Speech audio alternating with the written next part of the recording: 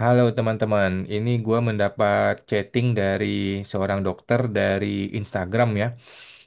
Aduh, lagi-lagi dan lagi-lagi orang itu harus mendapatkan edukasi dari orang lain gitu loh, bukan dari petugas pajak itu sendiri. Lagi-lagi orang harus curhat ke orang-orang kayak gue supaya bisa viral. Bukannya petugas pajak bisa mengedukasi dengan benar gitu loh. Oke, gue akan share ke teman-teman ya. Sedih sih gue melihat kasus-kasus seperti ini ya. Oke. Ini ada chatting dari seorang dokter ya. Malam Pak, saya curhat. Saya kena pemeriksaan pajak untuk tahun pajak sekian. Saya dokter ya di sebuah RS swasta. Jadi kasusnya saya sudah bayar pajak nih, masih dicari-cari kurang bayar pajak. Nah ini nih, brengsek nih si oknumnya nih. Aduh, dan kena aturan Per 17 ya, lampiran kedua. Jadi buat teman-teman yang belum tahu, lampiran kedua ini adalah untuk orang-orang yang menggunakan metode norma, tetapi dia tidak mencetak surat NPPN. Ya, kalau lu tidak mencetak surat NPPN, maka lu menggunakan lampiran kedua. Kalau lu mencetak surat NPPN, itu lu pakai lampiran satu. Pertanyaan gua, NPPN ini tahun 2015 zaman dahulu. Kapan lu mengedukasinya? Ini seorang dokter, tiap hari kerjaannya di rumah sakit. Tahu dari mana mengenai NPPN? Sedangkan konsultan pajak cuma ada berapa ribu di Indonesia ini. Ada 50 juta wajib pajak. Konsultan pajak cuma ada berapa? Petugas pajak tidak mengedukasi. Tiba-tiba orang disuruh kenain lampiran dua. Ya orang ngamuk dong. Aduh, masa nggak dipakai otaknya sih si pemeriksa pajak ini? Di mana saya kena 62,5% dari bruto penghasilan di RS. Jadi dia harusnya kena 50% kalau dia punya surat NPPN. Tetapi yang namanya dokter nggak ngerti, dia tidak pakai surat NPPN, dia percaya sama pemerintah, dia tidak pakai konsultan pajak, kemudian dipaksa kena 62,5% sebelum share ke RS. Jadi dia kena penghasilan dari total penghasilan rumah sakit, bukan dari share ke rumah sakit. Ini juga brengsek nih aturan seperti ini ya. Sehingga pajak saya masih kurang ratusan juta, teman-teman, ya ratusan juta. Padahal kalau pakai 50% sesuai Per 17 di lampiran satu, harusnya gue sudah betul kata si dokter ini ya. Kredit pajak aja sudah miliar, Bos. Gila ya. Kredit pajaknya aja sudah miliaran ke negara. Masih diperiksa, masih disuruh bayar ratusan juta. Ngamuk lah orang digituin. Gua aja nih bayar pajak nggak sampai ratusan juta ya. Kalau gua diperiksa, gua gugat ke pengadilan, gua kejar tuh sampai ke kiam sampai ke luang yang lahat lu ya gitu ya. Apalagi dokter yang penghasilannya sudah bayar pajaknya aja sudah miliaran, masih dikejar-kejar disuruh bayar ratusan juta. Ya ngamuk lah dia. Ini pemeriksa pajak tuh nggak punya otak gitu loh. Karena dihitung penghasilan bruto lebih dari 4,8 miliar per tahun, ini nggak ada hubungannya, karena seorang dokter nggak ada hubungannya dengan penghasilan bruto ya, karena dia seorang pekerja bebas ya, seharusnya tidak ada hubungan dengan 4,8 miliar. Ini sama seperti karyawan gitu ya. Masa seorang dokter mesti pakai faktur pajak PPN sih kan nggak masuk akal dong. Dan tidak ada pembukuan. Ya memang nggak perlu pembukuan. Seorang orang pribadi itu tidak perlu pembukuan ya. Jangan sampai dibodoh-bodohin teman-teman ya. Mohon pencerahannya karena saya kerja murni di sebuah RS swasta yang hanya mendapatkan penghasilan jasa medis poli dan operasi tanpa sewa ruangan, tanpa alat dan lain-lain. Apakah memang harus bikin pembukuan ya? Langsung gue jawab teman-teman ya. Satu, tidak perlu pembukuan dok. Jadi orang pribadi itu tidak wajib pembukuan, boleh menggunakan pencatatan, boleh menggunakan pembukuan, boleh memilih ya. Anyway, kalau lu menggunakan pembukuan, tidak membantu sama sekali teman-teman ya, tidak membantu. Jadi gunakanlah pencatatan sudah betul. Nomor dua, minta agar yang tahun-tahun sebelum dimaafkan. Saya akan cetak surat NPPN mulai 2026. Jadi teman-teman bernegosiasi nih dengan petugas pajak nih ya, bernegosiasi. Oke, tahun-tahun sebelumnya lu nggak pernah datang ke rumah gua, tidak pernah mengedukasi gua mengenai surat NPPN. Ya, tidak pernah ya. Lu tiba-tiba periksa gue. Oke, gue minta yang kemarin-kemarin dimaafkan, nggak usah diurus lagi. Pemeriksaannya nihil dan ke depannya gue akan patuh dan gue akan ikuti aturan lu. Yaitu gue akan cetak surat NPPN dan gue bisa menggunakan normal 50%. Oke, mau bantu nggak Pak pemeriksa pajak? Oke, lu nggak pernah edukasi gue loh ya.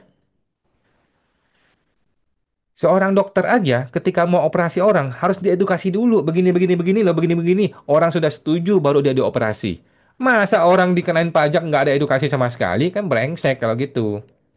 Nomor tiga, kasih tahu bahwa tidak pernah ada edukasi dari petugas pajak ya mengenai surat NPPN. Apa itu surat NPPN? Gua dari lahir, kuliah, kerja, jadi dokter, nggak pernah diedukasi tentang NPPN. Tiba-tiba disuruh bayar 62,5% kan nggak masuk akal. Jadi ini adalah birokrasi yang menjebak masyarakat. Saya terjebak. Bilang aja gitu, Dok ya, kepada si rumah sakit, kepada rumah, kepada si oknum pajak ini ya. Saya terjebak karena oknum. Karena petugas pajak nggak pernah mengedukasi. Masa gara-gara birokrasi satu buah surat, gua harus menggunakan kenaikan pajak ratusan juta? Nggak masuk akal ya. Sedangkan petugas pajak kalau melanggar aturan, kalau melanggar dokumen-dokumen prosedur, nggak ada sanksi sama sekali buat mereka. Nggak fair, nggak gitu dong caranya, ya kan? Nomor 4, jika pemeriksa tetap ngotot, catat namanya, laporkan ke pengaduan pajak Go ID ya, laporkan dan lanjut ke pengadilan pajak. Jadi ketika petugas pajak itu nggak pakai otak, dia dia nggak pakai empati, nggak pakai hati, dia cuma punya pemikiran kalau lu nggak mau bayar, gua sikat lu. Nah, begitu cara pikir oknum pajak di negeri Wakanda ya. Gue berharap si dokter ini tidak ketemu oknum Wakanda ya. Nah, kalau dia ngotot, kan kita nggak ada pilihan. Kita cuma cuma punya dua pilihan, bayar atau melawan. Gitu ya, Pak Dokter dan teman-teman semua ya. Kalau ketemu pemeriksa pajak yang nggak pakai otak, kemudian dia paksakan lu mesti bayar berapa ratus juta, SKP terbit, SKP itu adalah produk hukum, itu berkekuatan hukum tetap ya. Cuma ada dua pilihan, lu bayar sambil nangis atau lu melawan. Oke? Kalau gua lawan dan gua kejar sampai dunia kiamat itu oknum pajak, sampai kepala kantor, sampai kepala kanwil, sampai ke menteri keuangannya. Ya, gue gugat ke pengadilan ya, dan sudah gue buktikan, gue sedang menggugat ke pengadilan ya orang-orang ini ya. Sampai hari ini masih belum bisa bikin surat kuasa itu. Si Menteri Keuangan, si Sri Mulyani menggunakan 36 orang kuasa hukum, 36 orang kuasa hukum. Nggak ada satupun yang bisa bikin surat kuasa untuk mewakili Sri Mulyani Indrawati. Kasian banget si Menteri Keuangan ini ya. Nah, jadi selain Bapak mengajukan laporan ke pengaduan, juga lanjut ke pengadilan pajak. Gugat dia ke pengadilan pajak dengan resiko ya. Ingat ada resiko tambahan sanksi 30% plus 30%. Ya nggak ada pilihan. Nggak ada pilihan. Cuma ada dua pilihan. Bayar saja, tetapi kalau lu bayar, maka dia akan berlanjut tuh ke tahun-tahun berikutnya. Ya kan? Karena kan lu dokter, lu tidak tidak punya NPPN. Lu tidak membuat NPPN dari zaman dahulu dong. 5 tahun mundur kena. Oke? Jadi lu bayar dengan konsekuensi 5 tahun mundur, atau lu melawan. Kalau lu lawan, lu gugat ke pengadilan pajak. Dan resikonya bisa kena 30% plus 30%.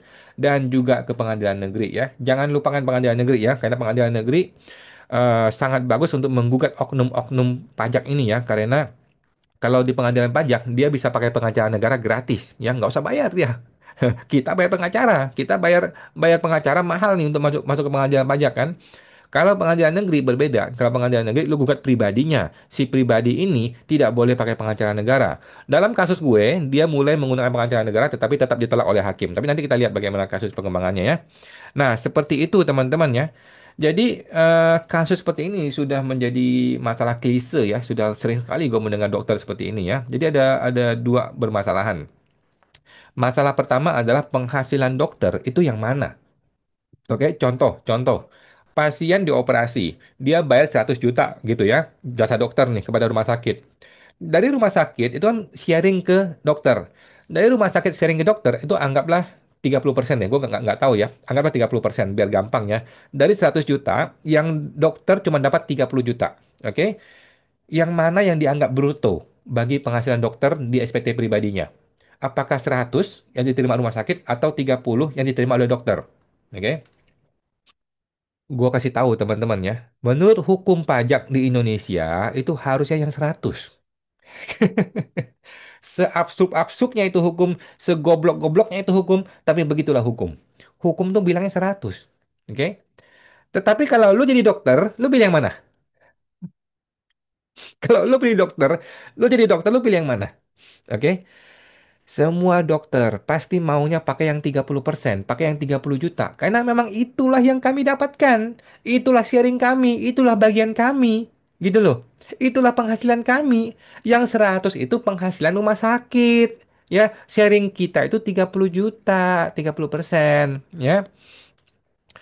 Kasus ini sudah diramein sama dokter ya, tetapi mereka belum masuk ke pengadilan gitu karena jadi nggak bisa diputus ya. Tapi dokter sudah pernah ngeramein, sudah pernah ngeviralkan, dan akhirnya ada petugas pajak yang memaklumi, oke lah kita pakai yang 30 juta. Tetapi ada juga nih oknum-oknum seperti yang pemeriksa pajak ini ya, yang oknum-oknum seperti ini nggak mau, maunya 100 juta, mampus digituin dokter ya. Dokter kan nggak ngerti hukum. Yang gimana lah, ya sambil nangis bayar akhirnya gitu loh. Berani nggak maju ke pengadilan? Maju ke pengadilan, namanya dokter nggak pernah kuliah hukum, nanti takut ini, takut itu, takut ini, takut itu, ya, ya sudah. Akhirnya kan pemerasan terjadi di mana-mana, teman-teman ya. Tetapi itu di negeri Konoha, teman-teman ya. Di Indonesia tuh nggak ada pemerasan setahu gue. Contoh-contoh lagi ya, contoh lain ya. Lu tanya kepada pemeriksa pajak ya. Anda tanya ke pemeriksa pajak nih, Pak Dokter ya. Pak Pemeriksa, pajak itu kan terima duit 2000 triliun dari warga masyarakat ya. Kemudian gaji pegawai anggaplah 20 triliun, 10% gitu ya. Yang dihitung kena pajak gaji lu tuh yang mana? Yang 2000 triliun atau yang 20 triliun yang dihitung pajaknya? Yang omset negara atau gaji lu yang kena pajak? Jawabannya adalah gaji lu gitu kan. Ya kami mau minta keadilan dong. Masa omset rumah sakit jadi penghasilan gue? Penghasilan gue ya yang dibayar bagian gue aja gitu kan. Nah, gitu Pak. Ngomelin tuh si oknum pajaknya ya. Jadi masalah pertama adalah bruto penghasilan dokter yang masih dispute sampai sekarang. Masalah kedua adalah NPPN 50% atau 62,5% ya. Ini adalah masalah klasik. Masalah klasik ya. Terus terang ya, gue sampaikan ya, terus terang ini sudah pernah di-challenge ke pengadilan. Oke, oleh seorang agen asuransi. Oleh seorang agen asuransi pernah challenge ke pengadilan sampai ke Mahkamah Agung. Kalah dokternya, si agen asuransinya. Karena memang aturannya bilang begitu. Kalau lu tidak punya surat NPPN, maka yang 50% menjadi 62,5%. Oke? Tetapi menurut gua seorang pengacara pajak begini loh. Seorang pemeriksa pajak harus pakai hati, gitu ya. Seorang hakim harus pakai hati. Ini adalah filosofi nih. Ini filosofi S3 doktor nih ya. Pajak itu harus dikenakan pakai hati, bukan cuma semata-mata pakai hukum. Gitu loh. Oke? Masa orang dikenain pajak tambahan dari 50 menjadi 62,5% hanya gara-gara satu buah surat yang tidak dilakukan? Bagaimana? Bagaimana begitu caranya? Nggak masuk akal dong, nggak masuk akal ya. Jadi hakim harus pakai hati, gitu loh. Orang tuh nggak pernah diedukasi. Beda cerita kalau dia sudah diedukasi, kemudian dia dengan sengaja tidak minta NPPN, itu beda cerita. Ya kan? Lu sudah dikirim surat nih, sudah diedukasi, dan lu dengan sengaja tidak membuat NPPN. Itu beda cerita, itu boleh dikenain sanksi. Tetapi ini orang nggak pernah diedukasi. Tiba-tiba dikenain pemeriksa pajak, nggak ada SP2DK pula. Langsung kena 62,5%. Ya orang ngamuk, orang merasa secara logis nggak make sense, secara logis nggak masuk akal gitu loh. Nah, jadi gua sebagai pengacara pajak dalam hal ini berpihak kepada wajib pajak ya, walaupun gua tahu hukumnya ngomongnya begitu. Karena hukum itu harus memenuhi unsur keadilan. Ya, bukan cuman sembarangan menghantam warga masyarakat. Gitu ya. Nah, jadi menurut gua teman-teman ya, buat Pak Dokter dan teman-teman juga ya, kita sebagai warga negara harus seperti Amerika. Apalagi orang-orang punya duit kayak gini ya, sudah banyak duit gitu ya. Kita harus mulai membiasakan diri menggunakan pengacara tetap, pengacara keluarga gitu ya, yang dibayar mungkin bulanan atau tahunan gitu ya, yang selalu ready untuk kasus-kasus seperti ini. Karena once in a lifetime ya, sekali seumur hidup lu akan kena masalah hukum seperti ini ya. Nah, dan kalau lu pakai pengacara yang tiba-tiba gitu, mendadak gitu, lu akan diperas mahal oleh pengacaranya gitu. Jadi lebih baik gunakan pengacara-pengacara yang rutin gitu ya. Walaupun nggak ada kasus tetap dibayar, tetapi ketika ada kasus dia langsung serang sampai kiamat gitu ya. Nah, jadi sudah saatnya nih kirim somasi satu nih menurut gua ya. Kirim somasi satu, somasi dua, somasi tiga. Kalau masih nggak digubris, lanjut ke pengadilan negeri. Kemudian kalau pemeriksa pajaknya ngotot masukin ke SKP, terbitin tagihan pajak gitu ya, langsung masukin ke pengadilan pajak ya. Kasus ini kalau mau diributin masih akan ribut 37 tahunnya lagi ya. Jadi sudah ganti presiden 6 kali, ini kasus masih bisa berlanjut gitu ya. Kalau mau diributin oleh si dokter ini. Nah, kalau gue sih gua kejar sampai liang lahatnya, sampai kuburan gue kejar tuh si oknum pajaknya ya. Kalau gue ya. Tapi di negeri Konoha ya. Kalau Indonesia mah kita musyawarah untuk mufakat aja teman-teman ya. Oke, Pak Dokter. Oke. Oke teman, sampai jumpa. Semoga terbantu.